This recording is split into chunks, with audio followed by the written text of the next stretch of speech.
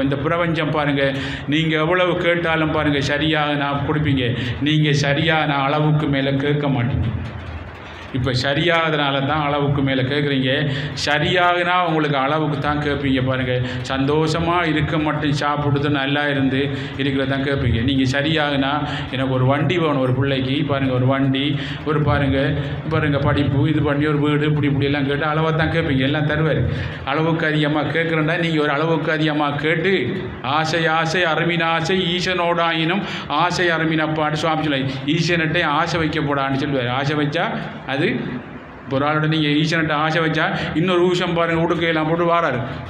இவர் கொஞ்சம் உத்திராட்சம் மேலே கூட கொண்டு வரதான் இங்கே ஈசம் பக்கம் போய் தரும் ஆசை. ஆனால் அன்பு அப்படியே இருக்கு.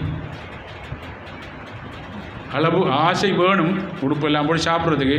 அது பாருங்கள், பேராசையாக மாறும்போது எங்களுக்கு ஒன்றும் செய்ய விடாமல் போகுது. அந்த ஆசை வராமல் இருக்கிறதுக்கு உனக்கு சக்தி வேணும், ஆசை வேணும். பாருங்கள், ஆசை அருமின் ஆசை ஈசனோடாயினும் ஆசை அருமின் அப்படின்ட்டு குருநாதர் சொல்லுவார் அடிக்கடி. ஈசன்கிட்டே ஆசை வைக்கப்படா புண்ணியரட்டம் உண்டு.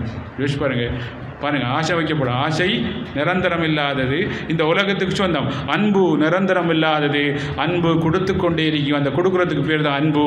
அதனால தான் அன்பே சிவமப்பா அப்படின்னு சொன்னார். இந்த அன்புக்கு என்ன பேர் பாருங்கள், அர்த்தம் உண்டா என்ன? இந்த எல்ஓபி இல்லை, இந்த எல்ஓபி லவ் வேண்டா பாருங்கள், என்ன கொஞ்சம் நல்ல தெளிவோல் அதே தெளிவில் எறிஞ்சிடும். இது இல்லை, அன்பு நிலையானது. நீங்கள் கட்டுற மனுஷிக்கு பாருங்கள், படிவாக இருந்தாலும் அப்புறம் கொஞ்ச நாளில் பெரியம்மை நோய் வந்து பாருங்கள், என்ன படி போனாலும் அன்பாக இருப்பீங்க. இப்போ நீங்கள் கட்டுற இந்த லவ் பாருங்கள், கொஞ்சம் படிவாக இருப்பீங்க, அவளுக்கு இதெல்லாம் பொக்களம் எல்லாம் வந்தால் தூக்கி எறிஞ்சு விட்டு ஓடிடுவீங்க. அப்படி இந்த லவ் இல்லை, இது அளவுக்கு அடிக்க வேணும்.